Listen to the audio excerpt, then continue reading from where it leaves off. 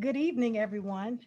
My name is Crystal Regan, and I'm the Chief Education Officer at the North Carolina Museum of History. Thank you so much for joining us for our fourth North Carolina Community Class program. We created this series with the goal of educating and engaging all citizens. This reoccurring educational series aims to explore the historical contributions of various individuals and communities across our state and nation, and to connect those histories to the social and political issues that have and continue to impact these often underrepresented communities. We want to examine the historical context in which these concerns developed. And by bringing these historical figures, events, and issues to the forefront, the series will encourage learning, conversation, awareness, and understanding. Tonight's program is a special edition of our Women's History Month Community Class Series. We will hear from Dr. Martha Jones on her latest work, Vanguard: How Black Women Broke Barriers, Won the Vote, and Insisted on Equality for All. But before I introduce Dr. Jones, just a few reminders. As we move through the lectures and the presentation, please enter your questions in our chat. We will get to a few of them during the question and answer session. We want you to make sure that your questions are relevant and respectful. Now on to Dr. Martha Jones. Professor Martha Jones is the Society of Black Alumni Presidential Professor of History at the Johns Hopkins University. She is a legal and cultural historian whose work examines how Black Americans have shaped the story of American democracy. Professor Jones is the author of Birthright Citizens, A History of Race and Rights in Antebellum America.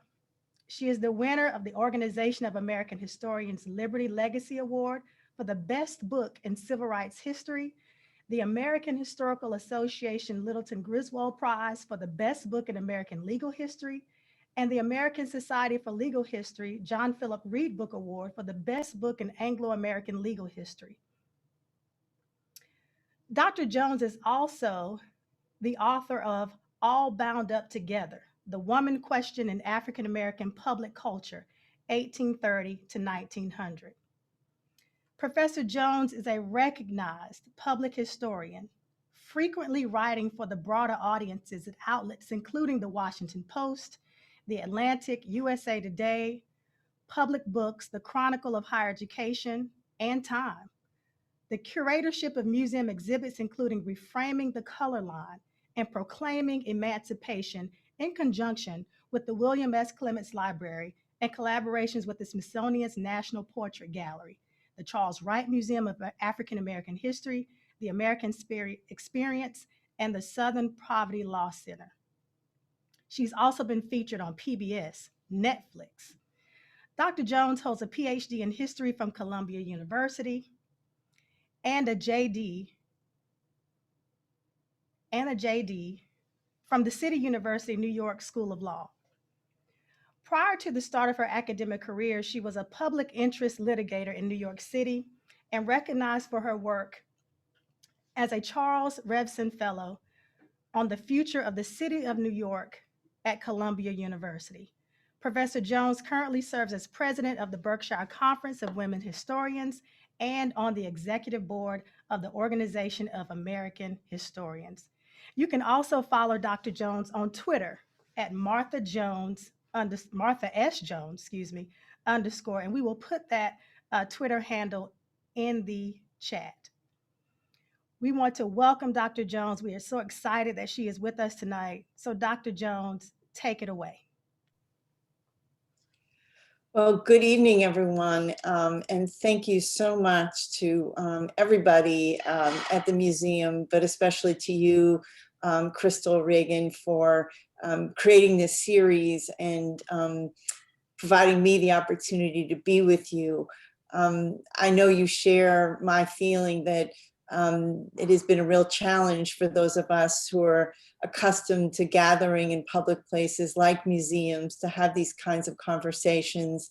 And so I, for one, am deeply appreciative of you all and being innovative and determined to continue to bring us together in this way until we can come back together in Raleigh. And I very much look forward to that opportunity. So thank you very much again for having me.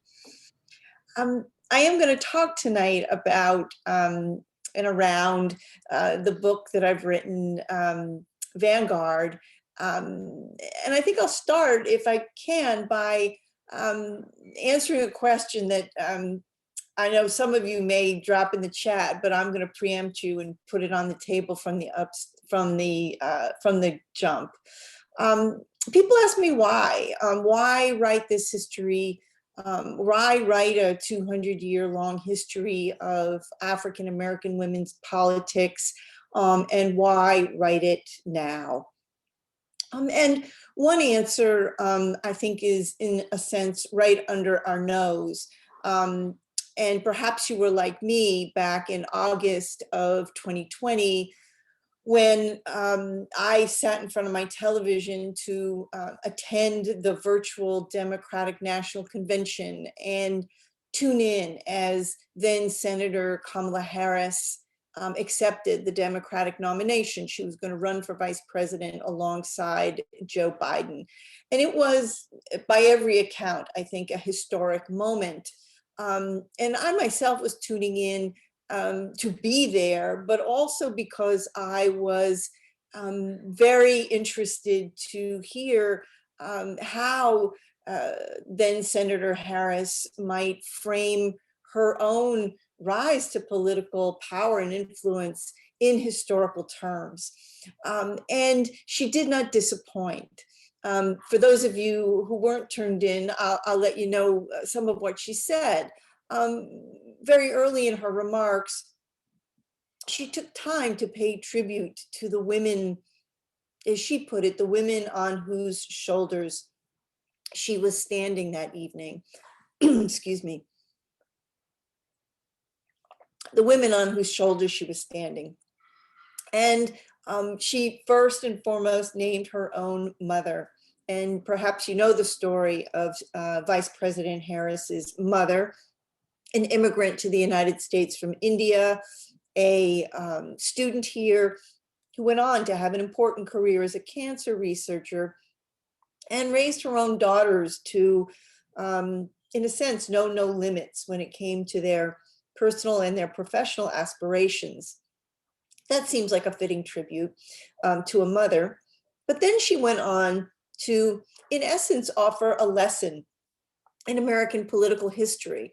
And my ears perked up. I sat on the edge of my seat. And she explained that she stood on the shoulders of African-American women before her, Mary McLeod Bethune, Constance Baker Motley, Diane Nash, Fannie Lou Hamer, Mary Church Terrell, and Ida B. Wells. And in this moment, I knew why I had written the book that is Vanguard, because indeed all 6 of the women that Kamala Harris invoked make appearances in the book. But more to the point, I thought now Senator Harris is introducing the entire nation in a somewhat shorthand and almost teasing sort of way, but introducing the nation to a chapter in American political history that many of us did not learn in school, that many of us were going to learn for the very first time under her tutelage. And I was thrilled that Vanguard might play a role in that. So it is to say, it is a history very much intended to explain how someone like Kamala Harris comes to be Vice President of the United States. It is certainly a story about her own remarkable life, her own remarkable skills and capacities and more. But as she puts it, it is also a story about the many women on whose shoulders she stands. And that is the story I've tried to tell. There is, however, another start to this book. And it is a more personal one. And that's where I want to dive in with you this evening. it's fair to say that as I began to research this book, as I began to explore the stories of Black American women and the part they had played in the rise of American women to political power, including the struggle and the quest for voting rights, I was also looking for the women in my own family, including my own grandmother.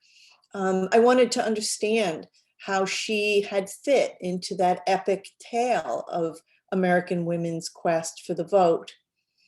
For me, that meant spending a warm fall day in a reading room among reference books, microfilm reels, and acid-free folders. I was on my way to Charleston in South Carolina for a conference, but I stopped over in Raleigh at the North Carolina State Archives. I had only a day. I was anxious, but it wasn't only the time crunch, though I knew the doors would close at 5:30 sharp.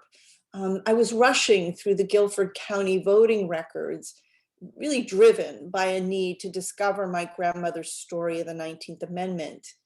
And halfway through that afternoon, I was pretty sure that I had struck out. Now, as a historian, my job is to break silences. It's to unearth, right, bring to the surface, hold up to the light evidence that oftentimes has been deeply tucked away in places like the North Carolina State Archives.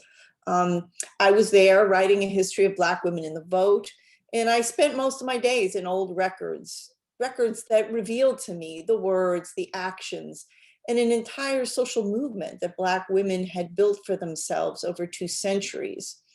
I work as part of a community of Black women's historians who tell their stories and their struggles for power. And I like to think that on most days we make a good bit of noise when we open up a dusty box or unfold a long ago creased letter or turn the pages of a diary. But that afternoon in Raleigh, the search was really mine and mine alone.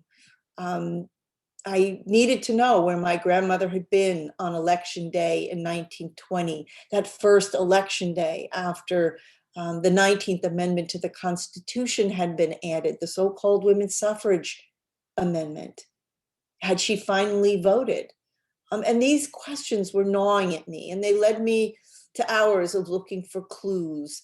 I'm the keeper of family papers and old photographs. Some of them hang on the wall in my office. I scoured census returns, letter collections, newspapers, and interviews, knowing that I really couldn't finish my book without first understanding her story and the lessons that my grandmother's political life, much of it spent in the city of Greensboro, I needed to know the lessons that her life would teach.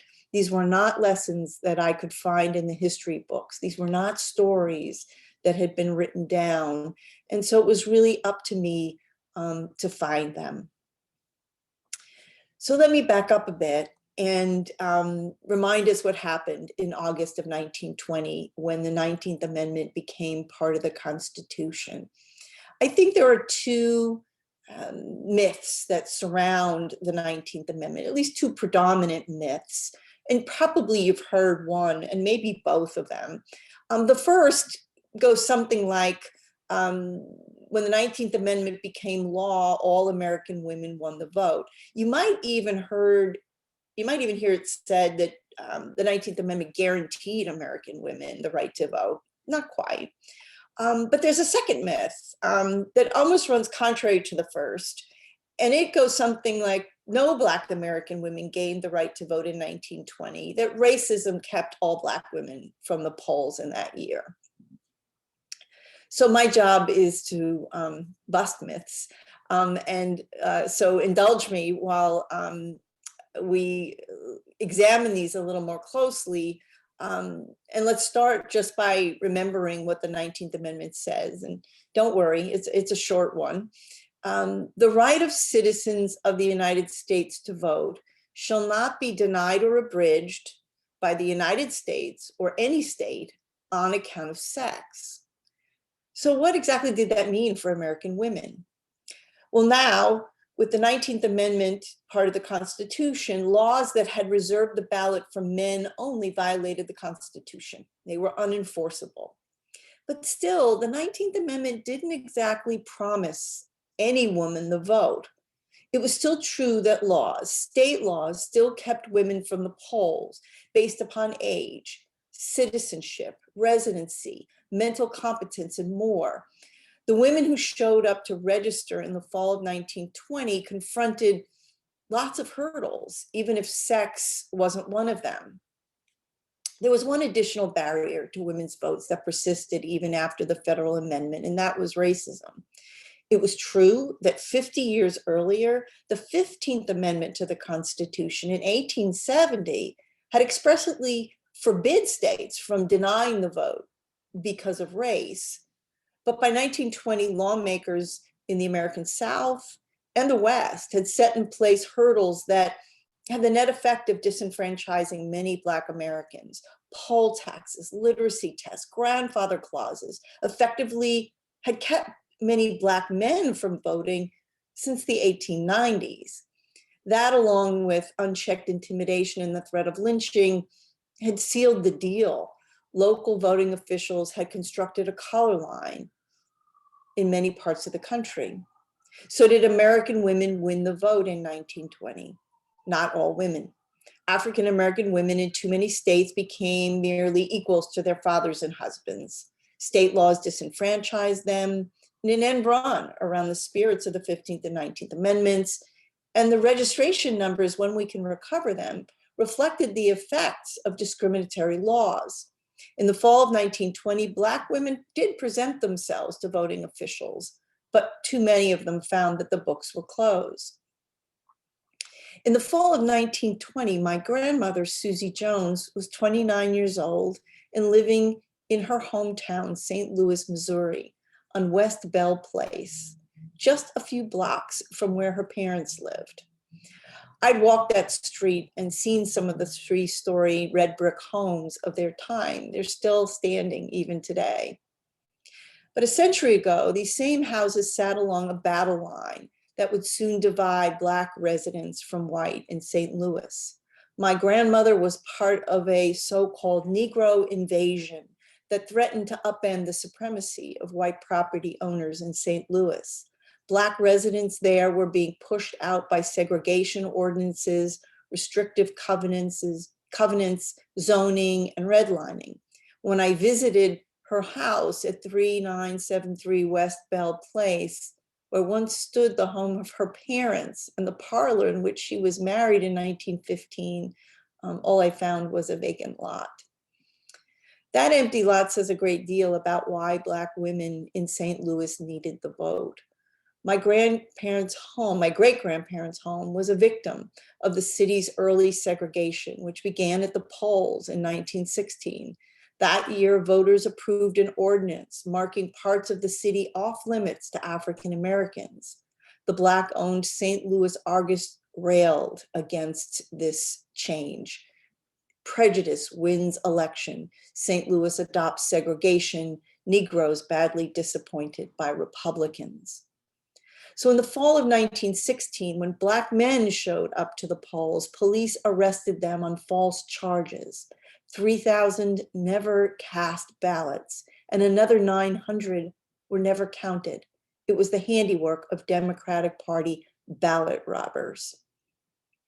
In St. Louis, my grandmother's mother, Fannie Williams, was a teacher turned organizer, and she'd set up a headquarters at the city's Black YWCA, the Phyllis Wheatley branch, named for the 18th century poet. There, Black women ran a suffrage school. They prepared for their chance to register. They taught one another how to pay poll taxes, how to pass literacy tests, even when administered by a begrudging official.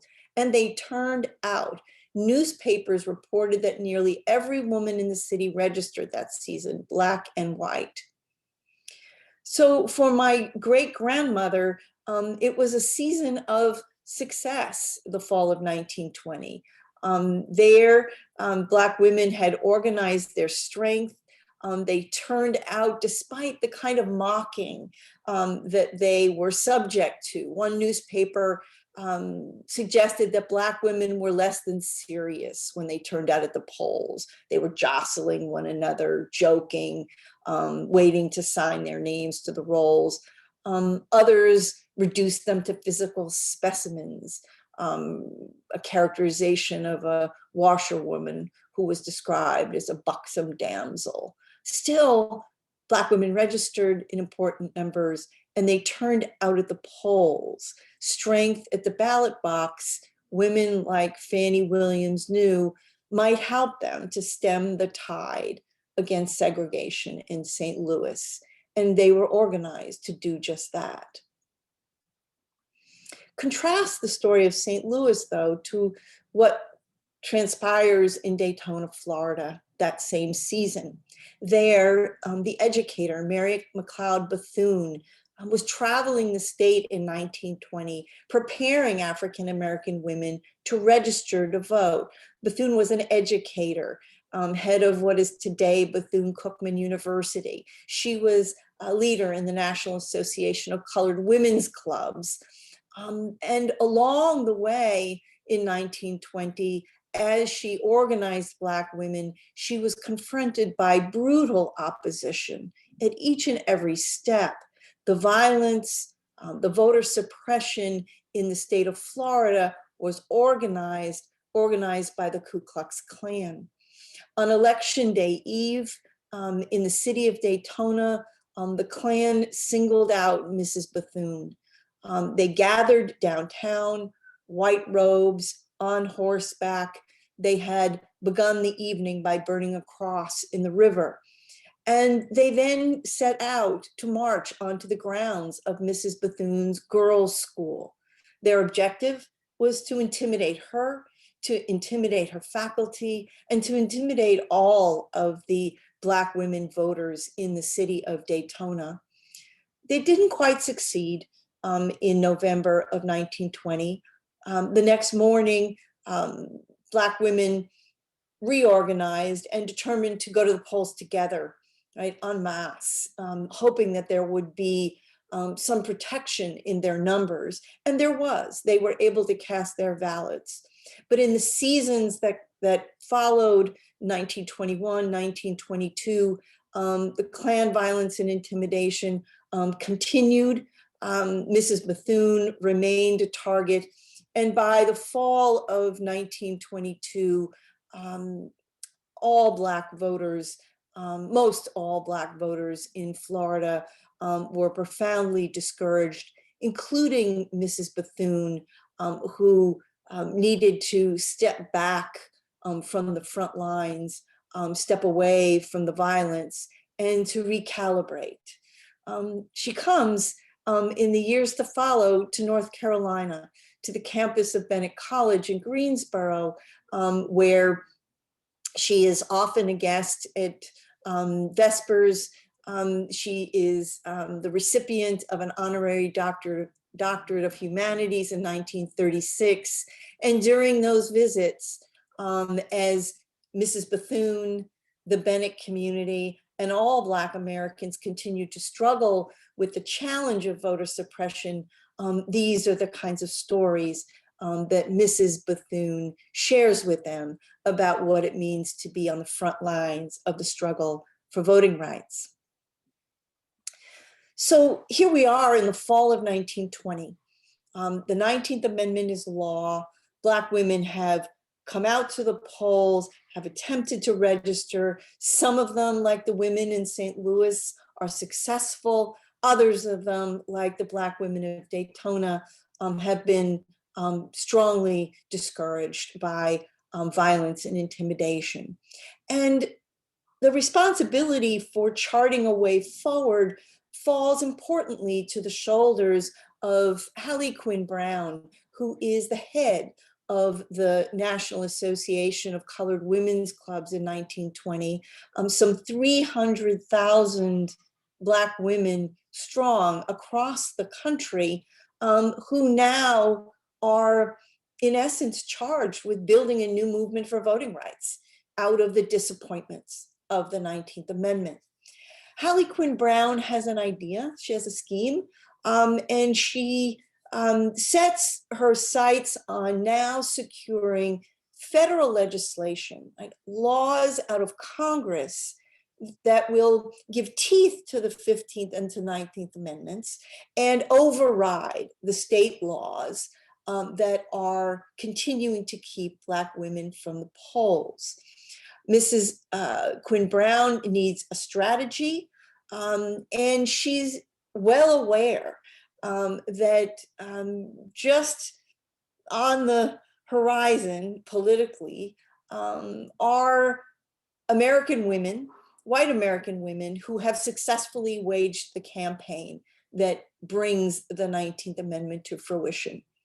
Her scheme is to win the alliance of those women and to partner with them, the National American Women's Suffrage Association, the National Women's Party, along with the National Association of Colored Women's Clubs, to build an alliance that will permit these women to now work in coalition and to win this federal legislation that will more thoroughly fulfill the promise of the 19th Amendment.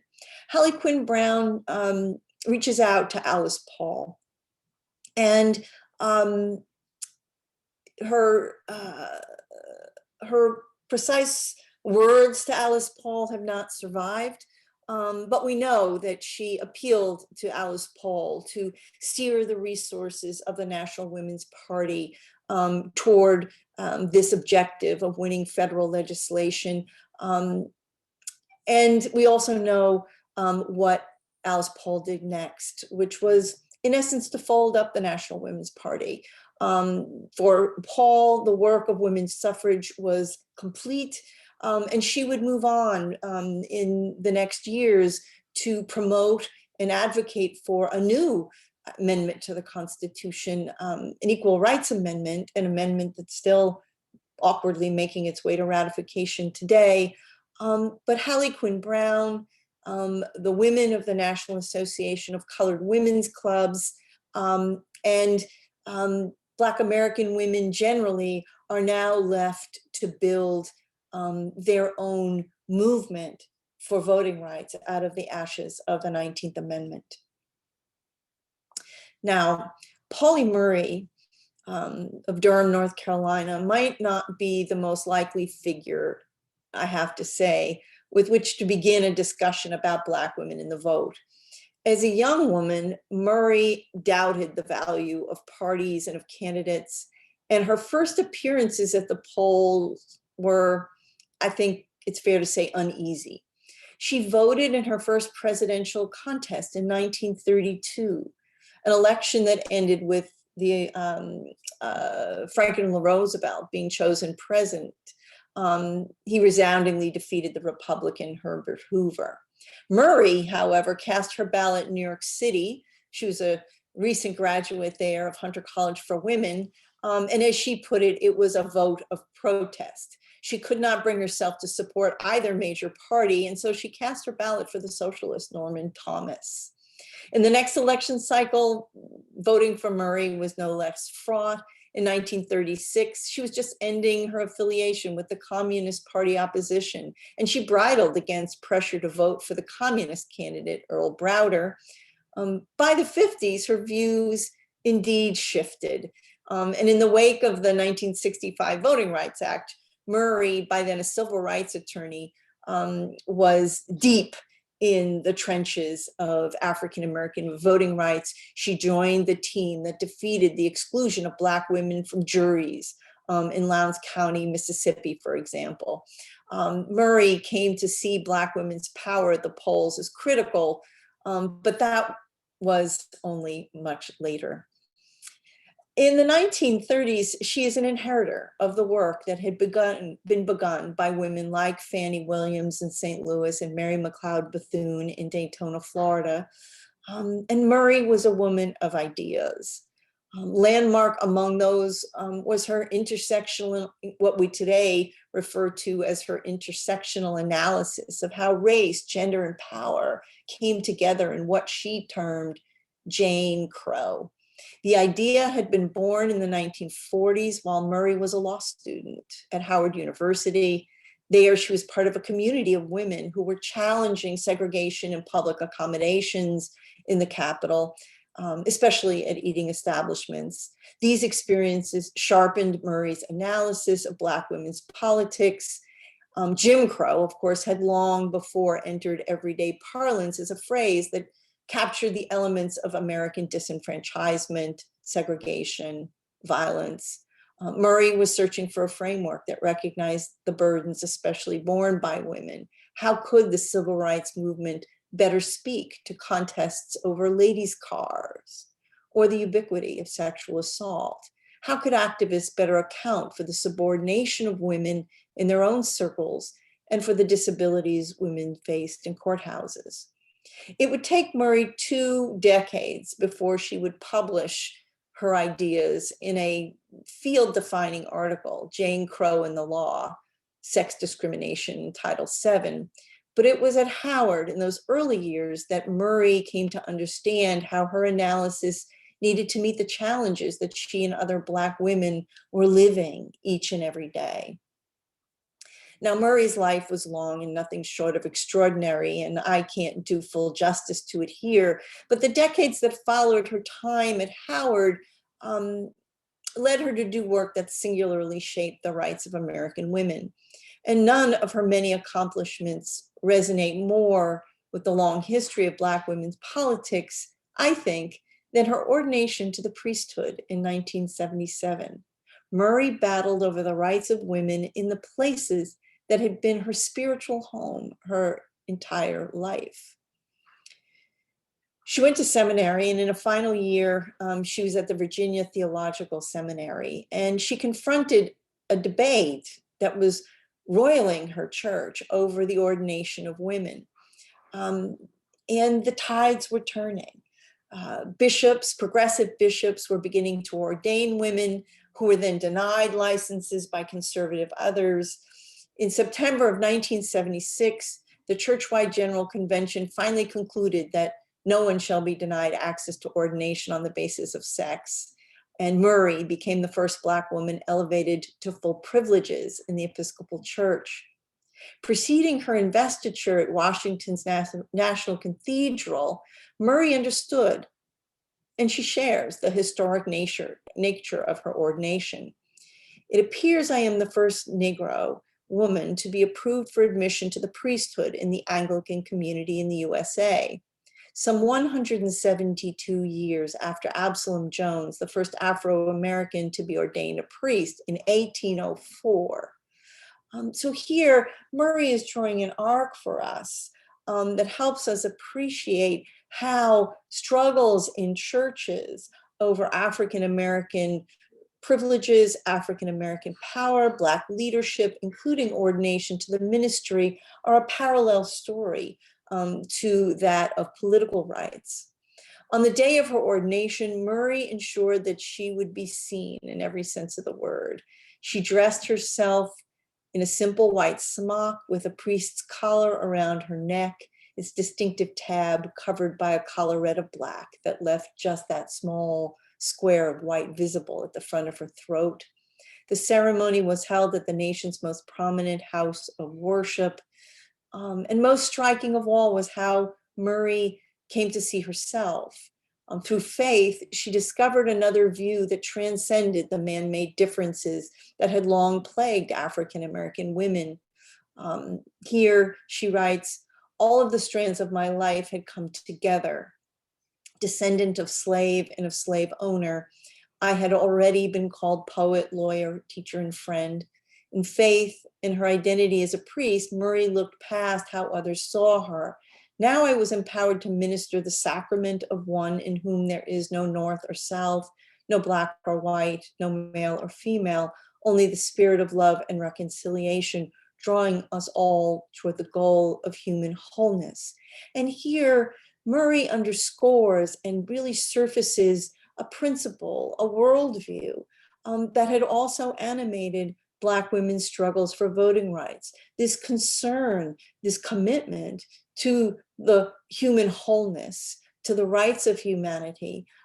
This is the goal that Black women had been using to animate their movement for a long time, and here Marie makes that connection. It's this concern for all of humanity that ensured that Black women would continue to claim Murray as their sister. Her concerns were theirs.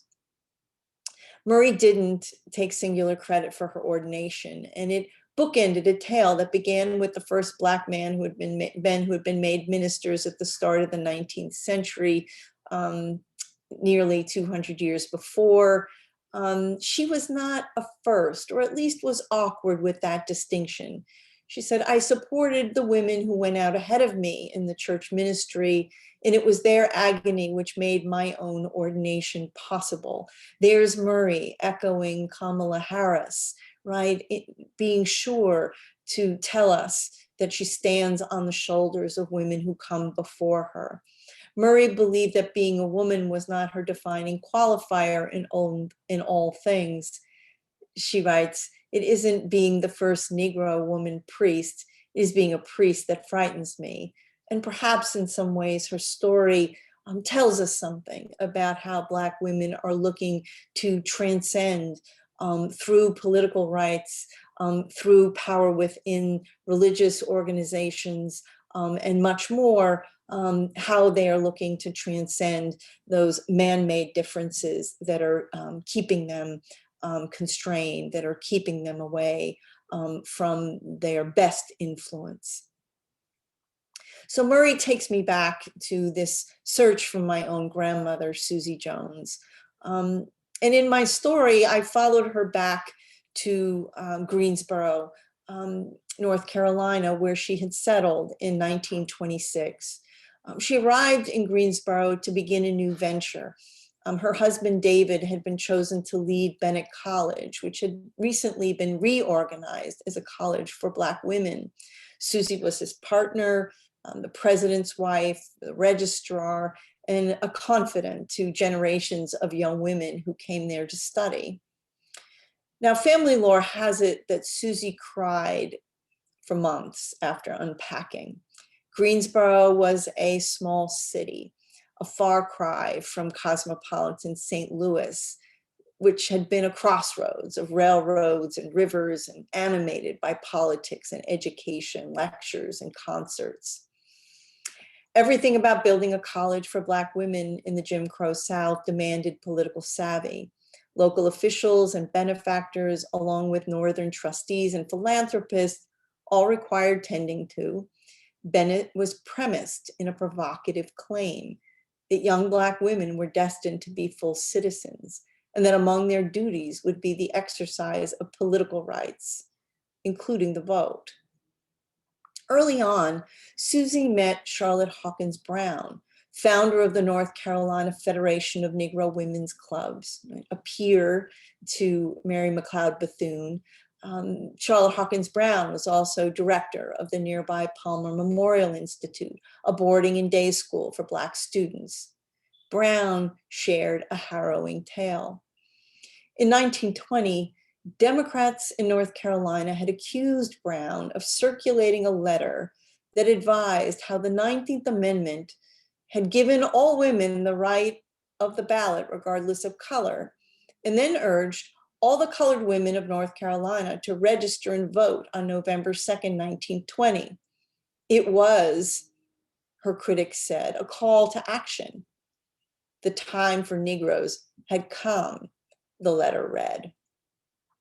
White Democrats charged Brown with conspiring to oppose them at the polls.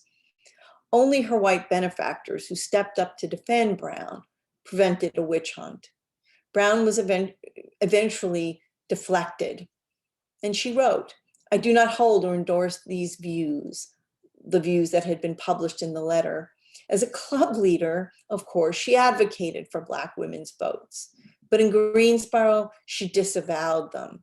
There, politics demanded a cruel bargain, the abdication of voting rights in an effort to save a school. I've often tried to imagine Susie there, my grandmother. Perhaps the tears that family lore says she shed that first year in Greensboro were not spilled over missing city life. Perhaps she cried out of frustration.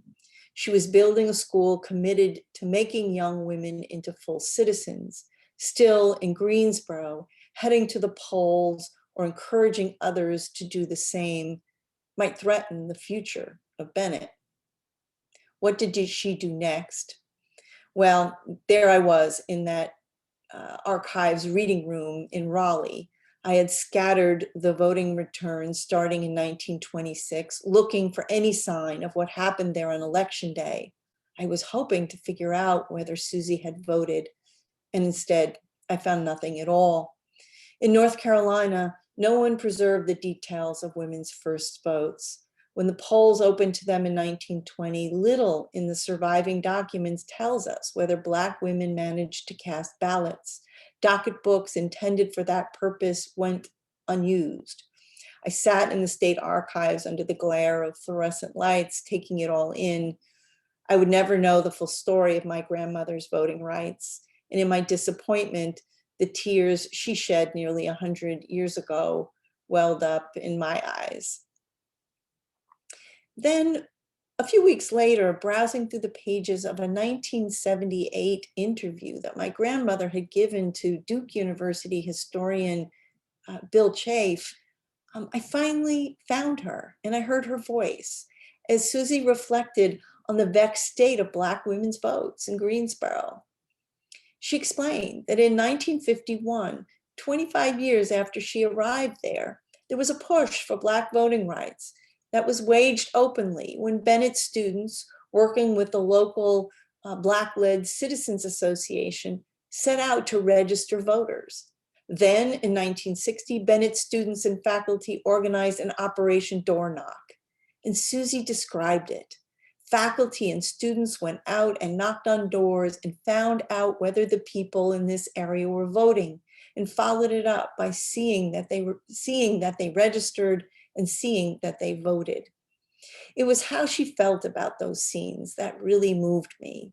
They were thrilling experiences, she said again and again. There at Bennett, Susie linked an early story about women's votes in 1920 with that activism of the 1950s and 60s. She told Chafe, "I often think about education and whether it's really filling its function as an education for a democracy." Operation Door Knock, she said, got faculty and students working together and out so eager, adding that it was just a kind of thrilling thing. Searching for my grandmother's story had required me to confront loss. I'll never know in what year she finally managed to cast a ballot for the first time. And still, what I discovered was another kind of answer to my question. For my grandmother, the 19th Amendment was only a starting place. Her journey to the vote continued by way of a long and troubled road that led to the modern civil rights movement and passage of the 1965 Voting Rights Act. Her excitement when Bennett students organized to register voters was fueled by this history of Black women's activism that had included thousands of others, including her own mother. Finally, I headed back to Greensboro. The first thing I do when I get to Greensboro is breathe deep, especially when the magnolia trees are in full bloom. I took a seat on the porch of her home, which still sits today on Goral Street, a white clapboard house where I spent my childhood summers. It's now an alumni center that bears her name, and it sits just where it did in her lifetime on the Bennett campus near the main gate. In my search for my grandmother, I'd taken a few detours, but ended up in the place where I'd known her best, the place that mattered to her most. For my grandmother, Bennett College had been a suffrage school. And for me, finding her story of voting rights there was, yes, it was thrilling. So I think I'll stop there and say thank you. And I believe I'm correct that Crystal Regan will come back in and work with me on questions and comments and discussion. But I again want to thank everybody at the museum for bringing us together this evening and for the opportunity to come home to North Carolina and to talk with you this evening. So thanks very much, everybody. And thanks to you, Crystal, for being with me this evening. Thank you, Dr. Jones. That was an amazing presentation. I know we have lots of folks who may be on this program who have read Vanguard, and I believe we have lots of people who may be hearing some of this information for the very first time. So we're going to do our best to accommodate both groups. So I think the first question, and we've got a few really awesome questions coming out of the chat, but we also had some questions that have been emailed to us previously for those people who are really excited that you were going to be our speaker for this month. So the first question is more of a historian sort of question in terms of genealogy. You talked about your great-great-grandmother, second great-grandmother, and how that was an inspiration for you to talk about or to write about and research this topic. But then there's also the genealogy of Black women activists. So the question really is, what are the connectors you see between these generations of Black women that you've written about in Vanguard? Yeah, thank you for that question. And it's a really keen read on what it means to try and write a narrative of Black women's political history across 200 years.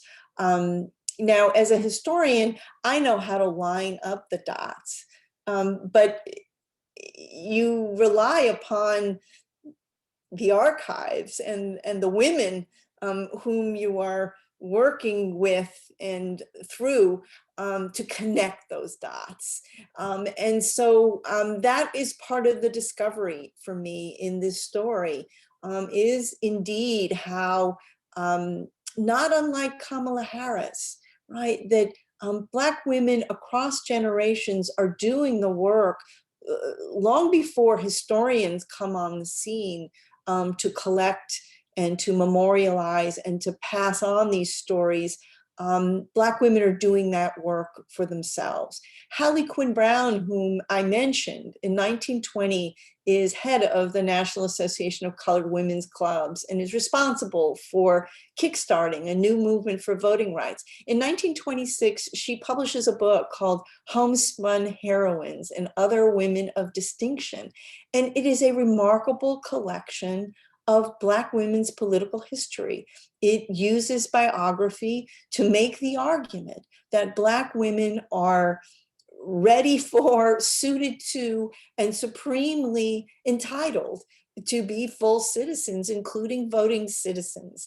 Hallie Quinn Brown is not a historian, but she understands that part of the work, the political work she does, requires collecting those stories, memorializing them, publishing them, circulating them, making them part of the record. And so throughout this book, what is remarkable are the ways in which the women I write about understand that their politics is a long game. That is to say, that their victories are not going to come in an election cycle, or perhaps not even in a generation. Many women in this book don't live lives long enough to see the adoption of the Voting Rights Act in 1965, which is really the pinnacle, right? Mary Church Terrell, Mary McLeod Bethune, Ida B. Wells, right? Those women, right, invoked by Kamala Harris aren't there in 1965, but they are committed to nurturing and training and promoting the next generations that will carry on the work, as I think we are charged, right, with doing that as well. I don't know about you all, but I spent a lot of time thinking about the young poet laureate, Amanda Gorman, who spoke at the Biden-Harris inauguration. And you may already know, but it was news to me, that her aspiration is to run for president and to be president of the United States. And so we all need to nurture that in her, right, and in other young women, because the work that we do, even in our own time, will require maintenance going forward. And so this is partly a story about how women invest in each other across generations. Wonderful. So the next question, Dr. Jones, deals with, I think, in terms of thinking about the book in its totality, stories of individuals, and then there's the story of institutions.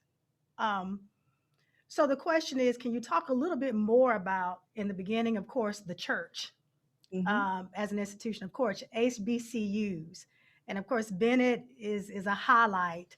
I'm a very proud Aggie. I just cannot not say that in this, and I'm thinking about Greensboro. But in thinking in terms of HBCUs and the church, um, would you argue that the individuals nurtured those institutions, or was it the institutions that nurtured those individuals to continue this legacy of activism and the fight for not only voting rights, but equal rights across the board? Yeah, I think both things are true, right? So I think, for example, eh, Black Methodist churches are not built, the AME and AME Zion don't come into being to serve as a crucible for struggles over women's power in politics. That's not really what's in the mind of the founders of those denominations. Nonetheless, right, women, both singular, like early preachers like Jarena Lee, but the Daughters of Conference and more, nonetheless, right, find in church communities, in church conferences, in deliberations and debates, and in the work of church, the possibility, the necessity of now thinking critically about who they can be and what they can do, to quote Charlotte Hawkins Brown. And so that in that sense, the church is a crucible. It wasn't built for that, but it becomes a critical space through which Black women reflect on and struggle over who they are going to be. At the same time, Mary McLeod Bethune is building an HBCU in Daytona. What starts as an industrial school for girls, but Mrs. Bethune, like Bennett, right, has ambition, not simply for herself, right, but for the young women, her faculty, and her students, right, that is preparing them, equipping them, training them, holding them up, right, to the challenges of those who would deny them full citizenship, those who would deny them voting rights. Imagine the lesson in 1920 when you are a student at Mrs. Bethune's girls' school, when the Klan visits your campus, and it's your, right, it's your director and it's your faculty, right, who stand up and face them down, right? Imagine the lesson about what voting rights are, who you are, right, and how politics, right, happens in the United States. That is a harrowing lesson, but it is a powerful one. And Mrs. Bethune, I think, very much intends, right, for the young women at her school to be imbibing all those lessons. I'm fascinated still by the M Street School in Washington, D.C., which is a high school, but it is the high school where, but my goodness, Mary Church Terrell is on the faculty. Anna Julia Cooper is on the faculty. These are some of the era's most brilliant and prolific and influential Black feminists and suffragists who are raising up generations of young women as high school teachers. And so I think we can't discount, right, the ways in which Black women are in some cases building institutions very deliberately, and in other cases using the institutions that are there for their own ends. I want to go ahead and hopefully can ask a couple of more questions, but the next one I want to go ahead and get out of the way in a good way. A question regarding where we are today. Everyone is talking about Georgia. Um, and we're thinking about the laws, the recent bills that have been signed, laws, I should say, that have been signed by the governor of Georgia, and the talk regarding Florida. So I'm thinking about Stacey Abrams, but also, of course, thinking about Mary McLeod Bethune and her legacy in Florida. And where we are in terms of making the connections between the fight that was fought in previous generations and what we're seeing today.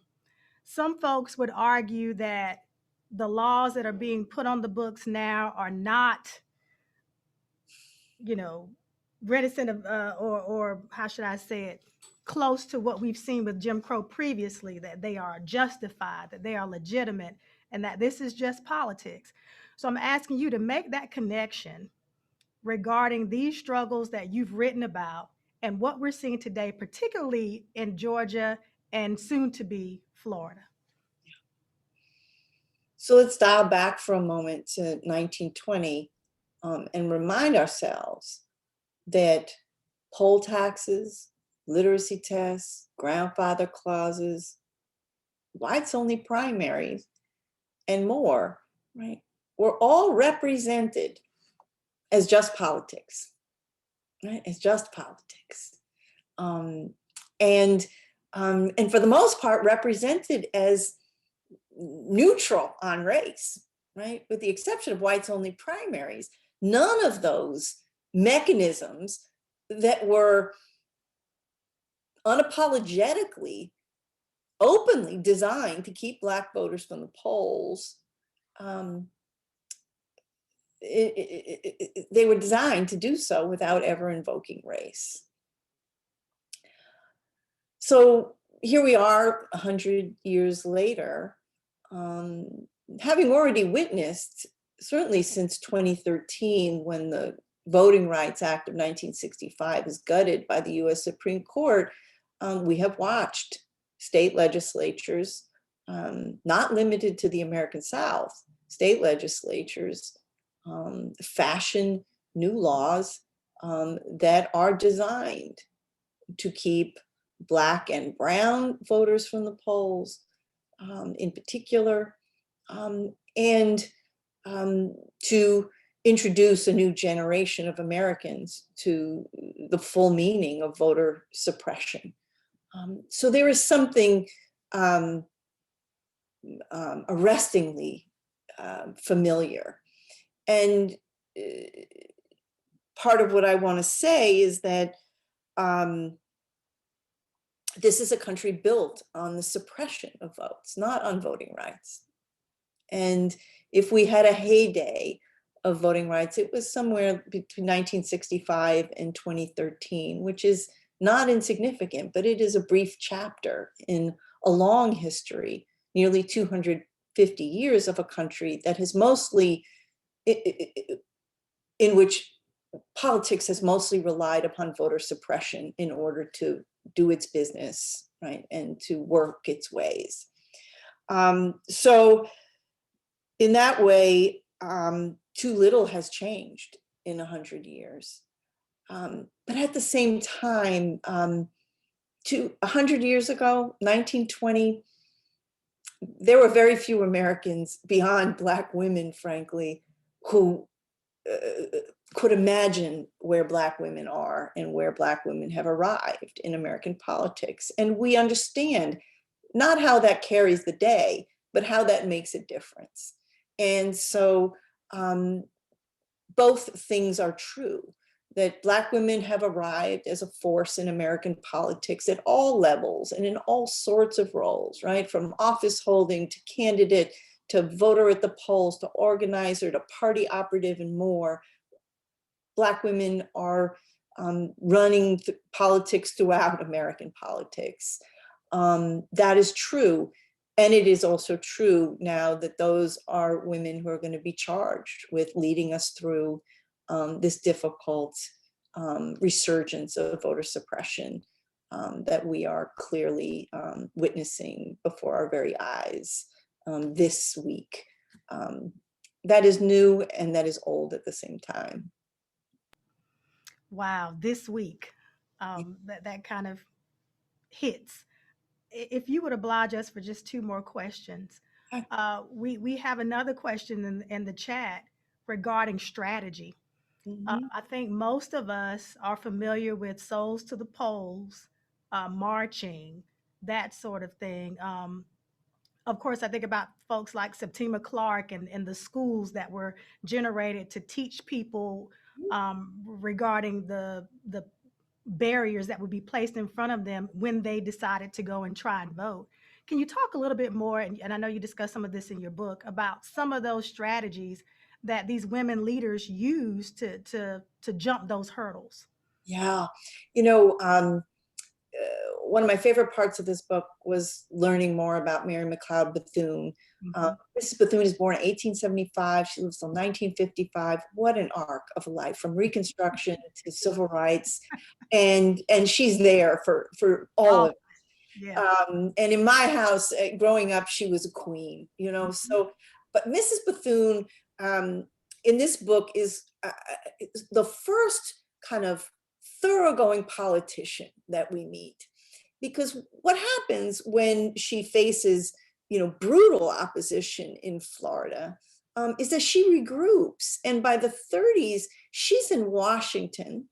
She's going to found the National Council of Negro Women, yes.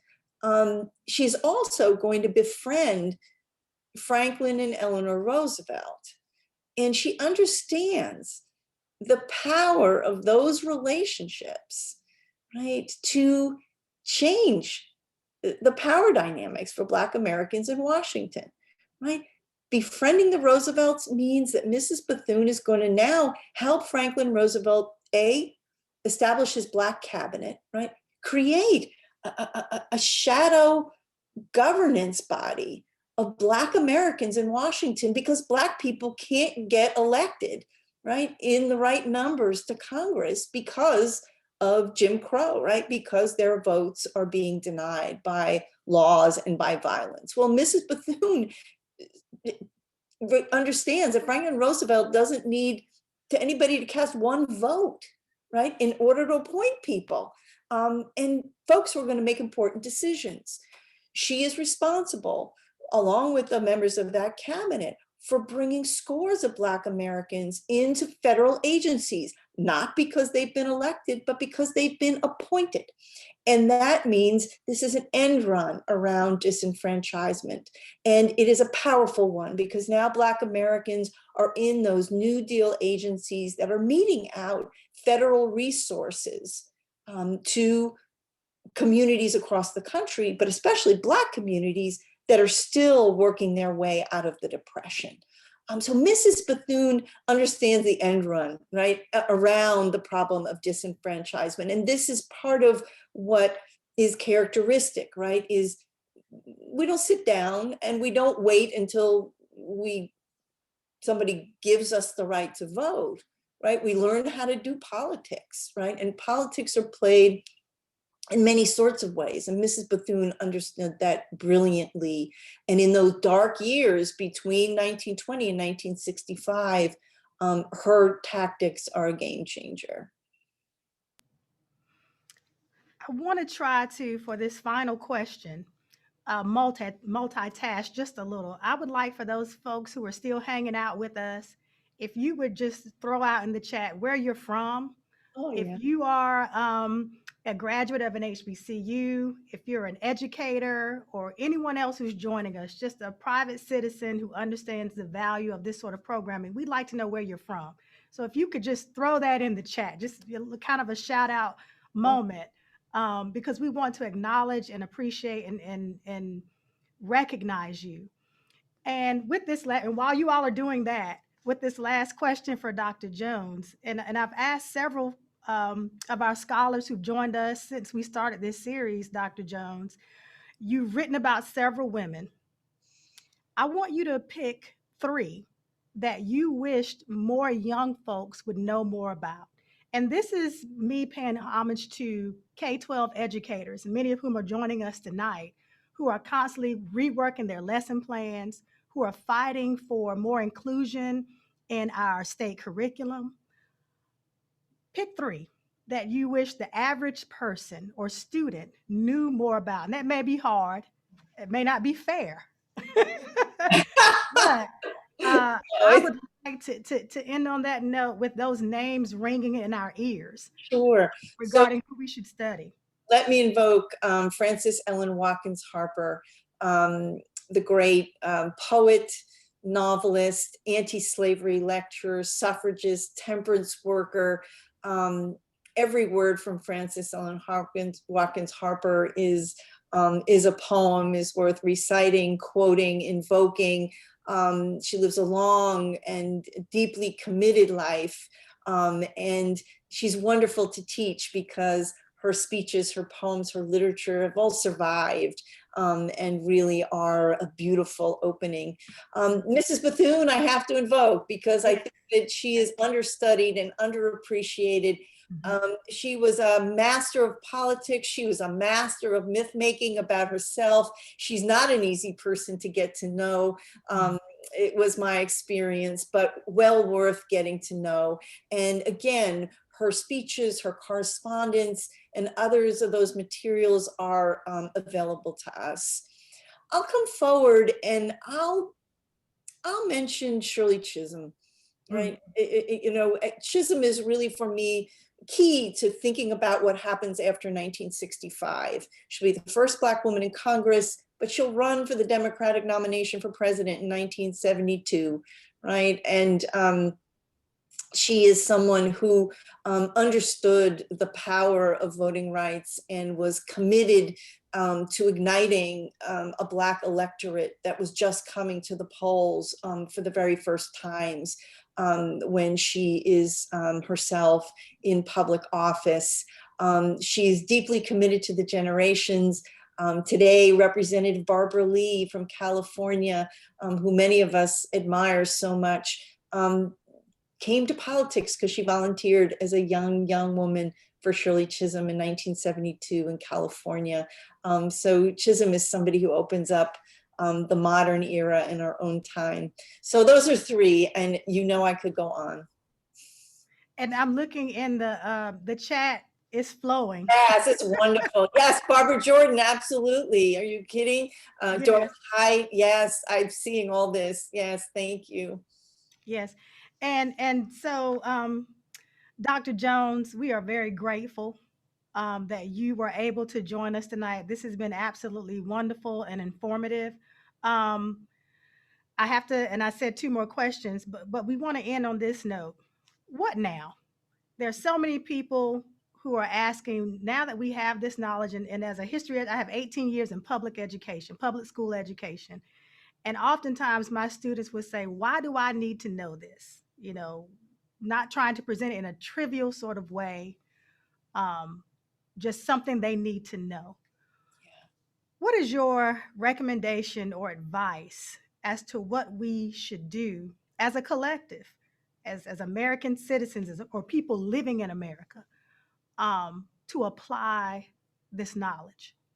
Absolutely. The number one question I get from young people is not quite that one. It is this one. Why have you kept this history from us for so long?